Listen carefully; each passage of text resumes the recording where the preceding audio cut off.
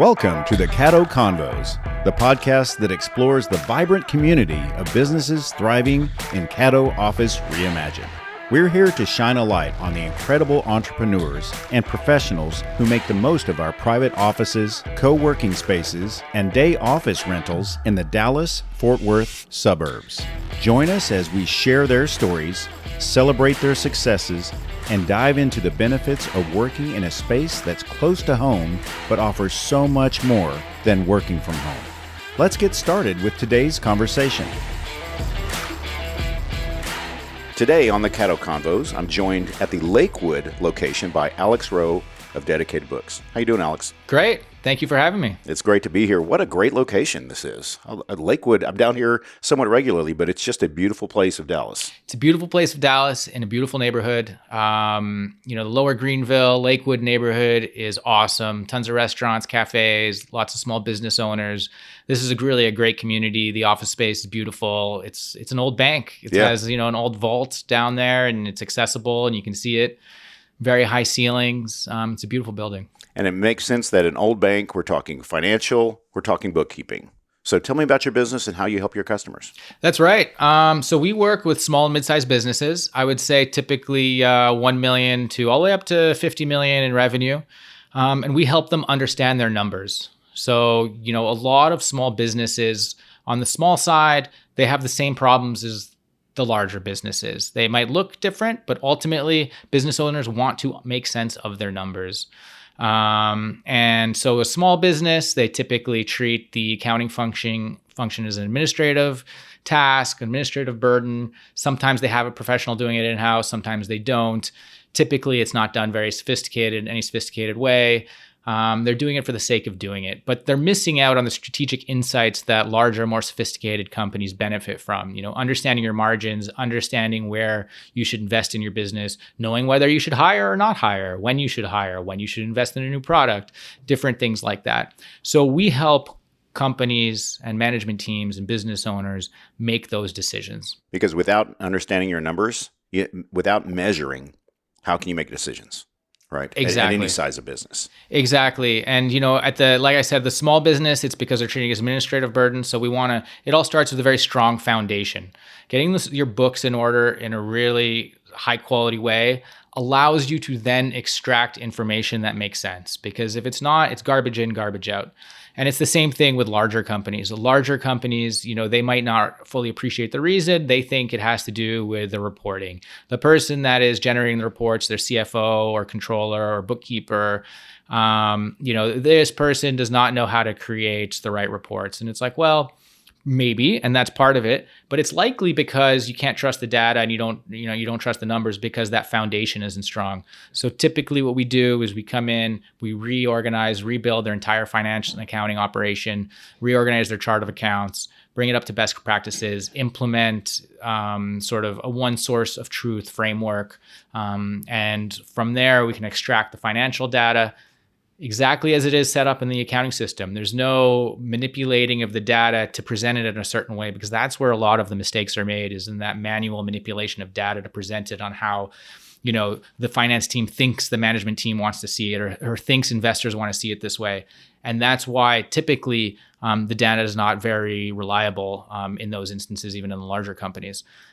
So we help bring, strategic insights, or the ability to develop strategic insights from the financial data to businesses essentially of all sizes, from, like I said, 1 million to all the way 50 million, the largest client that we have. So it ranges, but at the end of the day, the value proposition is very much the same. Yeah. Get the numbers right.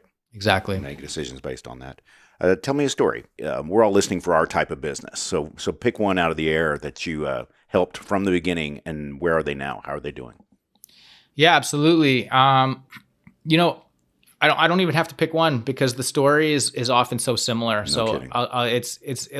It's wild how similar it is. Maybe if they're on the really smaller end, it's a little bit more simple. But generally speaking, in the 5 to 10 million range, all the way up to 50 plus, typically what happens is it's founder-owned businesses, and the accounting team is the same team from when it was a 4 or 5 person shop. And that team graduates with the business, gets the fancier titles, head of finance, CFOs, controller, different titles. Sometimes there's layers, sometimes multiple people, sometimes just maybe two people in that role. But their skill set hasn't actually really advanced. And it's no knock on them, right? They're good people that are trying hard, but they're not able to create GAAP financials. They don't know how to think on a forward-looking basis and how to create financial models and projections and properly model, monthly cash flows on a go-forward basis. They don't know, they're not keeping up with the latest technology that's available in the market to create efficiencies and reduce errors. They're not, because they've never had to. They are kind of doing things more or less the same way. Maybe they've transitioned from cash to accrual, which is probably the biggest change that some of these folks have implemented. But other than that, there's a lot of spreadsheets, there's a lot of manual intervention, there's a lot of patchwork. Think of it like an old IT system, from 40 years ago at these like larger companies that are just patched and patched and patched. It's much different than sort of the nimble, cloud-based operation. It's the same concept at the end of the day. And, typically I come in and, our team comes in and we very quickly are able to identify patterns. And typically the things I look for is, okay, I want to see the chart of accounts or the general ledger and see how transactions are being input. Are they all being put manually? Are their accruals done in a manual, every single entry is done manually, or are there tools in place to make sure it's consistent and accurate? See the order of the accounts. Does it follow industry best practice?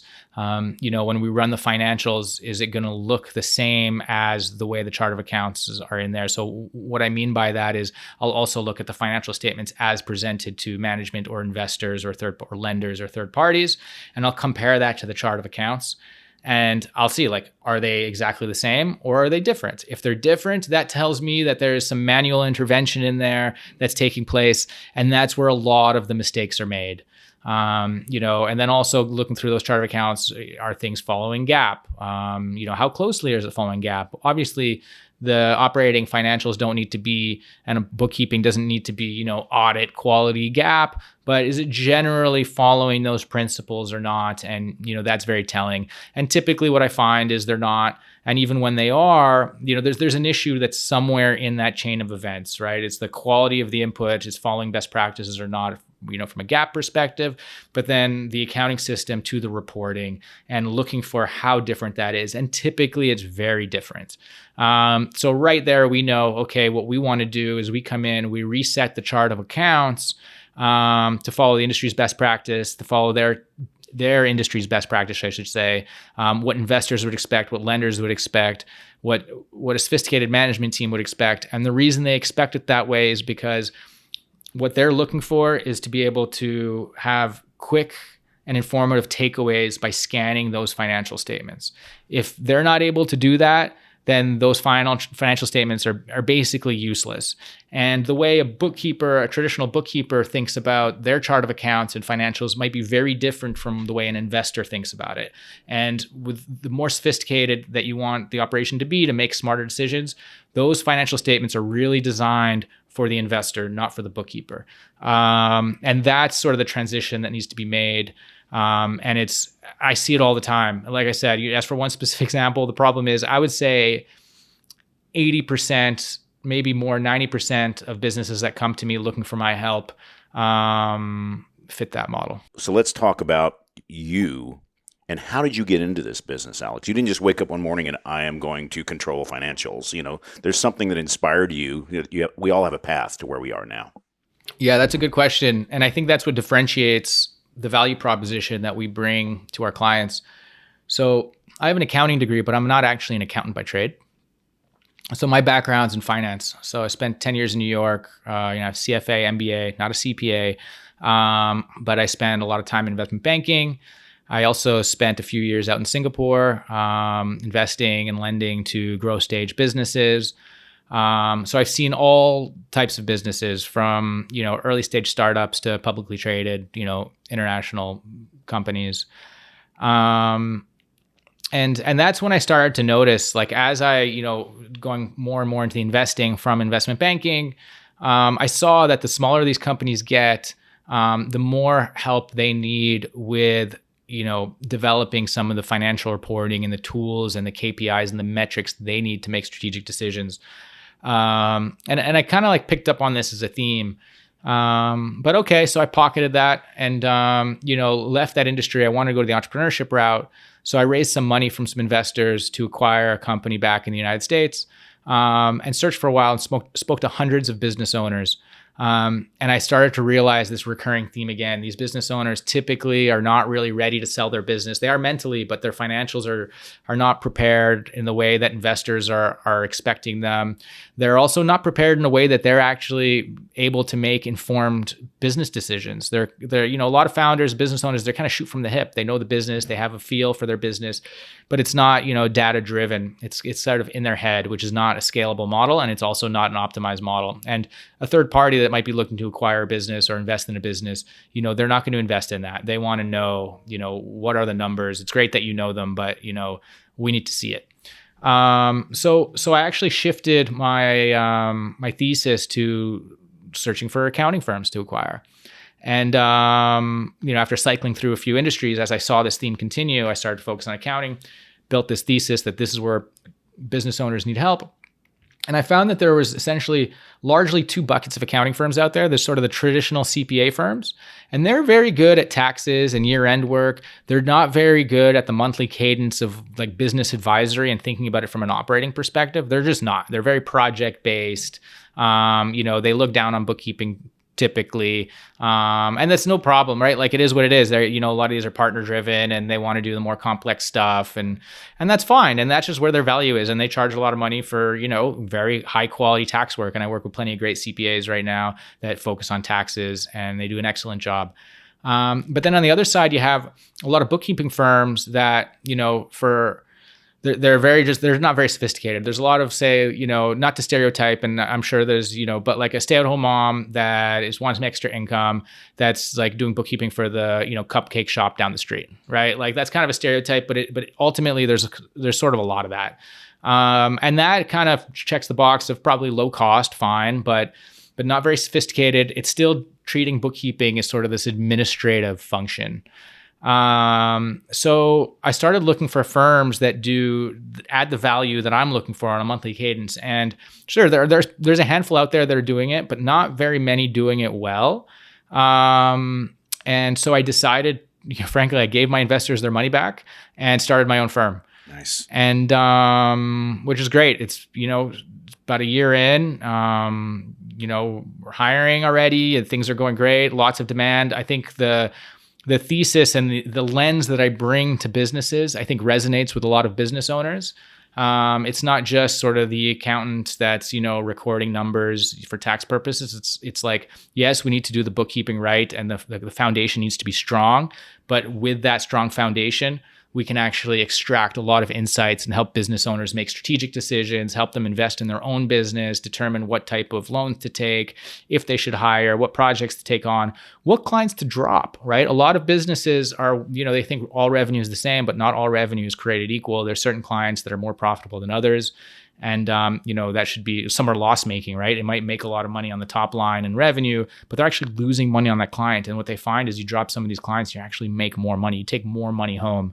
And so these are the types of insights that we're able to provide. We can get them ready for investors. We're very good at communicating with investors. Me as a former investment banker, investor myself, I speak their language. A lot of folks bring me on just frankly, because of that right there is like, how do we position ourselves to be able to raise money? How do we position ourselves to raise VC, to raise private equity money? It's like, well, I speak those languages. I know folks in that industry. My background is essentially in that industry. So we add a lot of value and we take everything from that lens, business optimization, and that. So that excites me. And that's my background. And that's essentially how we're able to provide this value that I think most other folks in the space are not able to provide in the same way. Having started the business, You chose a business location. We mentioned Caddo Office Reimagined right off the top of the show. Why did you choose this location for your business? It started moving down to Dallas. I thought Dallas would be a great place to build a business. Growing market, low taxes, reasonable cost of living, all these different things, and very dynamic economy. It's a big market, but we serve clients nationally, frankly. Actually, I don't have as many clients in Dallas than I do in the rest of the country. But certainly, we love Dallas. But this Caddo office specifically, coming from cities like New York and Singapore, and some of the other places I lived, it was really important for our family to live in a walkable neighborhood. So, the Lower Greenville neighborhood is where we live. I actually walk to this office every morning. I walk home for lunch. Every day I get to hang out with my daughter. I have plenty of time with my family, and that's really important to me. So, that, coupled with sort of this awesome office space that's just, frankly, is beautiful. You're not going to find anything like it, in my opinion, at least in Dallas. And it just so happens to be in the neighborhood. I mean, that was part of why we moved to where we moved. One of the considerations was this Caddo office was great and within walking distance of where we want to be. And then, oh, by the way, also walking distance to cafes, restaurants, shops, whatever it is. And parks for the kids. So for us, it's a no-brainer. We really prefer to walk when we can rather than drive. So it all kind of worked together. That's really great. Well, people who are getting to know you and listening to you have so much history behind you for your career and the different things you can bring to the table. How do they reach you? What's the best way to contact you? Yeah, I mean, LinkedIn is a great way. Alex Rowe, I think I have CFA at the end that helps differentiate, and based in Dallas, Dedicated Books. Also, feel free to send me an email, alex@dedicatedbooks.com. That's probably the easiest way. I'm on email a lot, obviously. So, I'm always happy to have conversations, chat, meet new people. I'm generally available and enjoy conversations. So parting thoughts for people who, again, business owners or other people that are in bookkeeping or whatnot, how would you encourage them to keep doing what they're doing? And if they need help, obviously reach out to you. Yeah, I mean, look, it's a very important space. It's very important for businesses. I enjoy working with all sorts of different folks, other accounting firms that need help. I'm always happy to chat, but certainly businesses. I'd say, stop thinking of accounting and finance as an administrative burden. QuickBooks is a very popular accounting tool, obviously, but at the end of the day, it's just a digital filing cabinet, right? So garbage in, garbage out. You can get the job done. But, start thinking more strategically like the big companies do, right? They hire CFOs. They pay these people a lot of money. Well, we can offer a service where you don't have to pay a lot of money. In fact, we can give you the full stack bookkeeper, controller, CFO for less than the price of a full-time bookkeeper, right? So, and we do it better, frankly. But either way, even if it's not a fit, happy to chat and give guidance and help and walk through, problem solve. These things interest me. I'm doing it because I enjoy it. And, even if it's not a fit, I'm always happy to guide in the right direction. And keep working hard.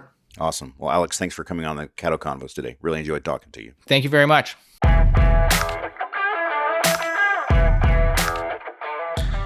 Thank you for joining us on the Caddo Convos podcast. A huge shout out to our incredible network of members for making our community vibrant and supportive. If you're looking to boost your productivity and reduce the isolation of working from home, consider joining us at Caddo Office Reimagined. Our spaces are designed to meet your evolving needs, support remote work, and foster a sense of community that's hard to find at home. Whether you're a startup aiming for growth, a freelancer seeking a professional setting, or a company looking to optimize resources, Caddo offers a perfect blend of flexibility and innovation. By joining us, you'll be a part of a dynamic business ecosystem that helps you thrive. For more information, visit caddooffices.com. Thanks for listening, and we'll see you next time on Caddo Convos.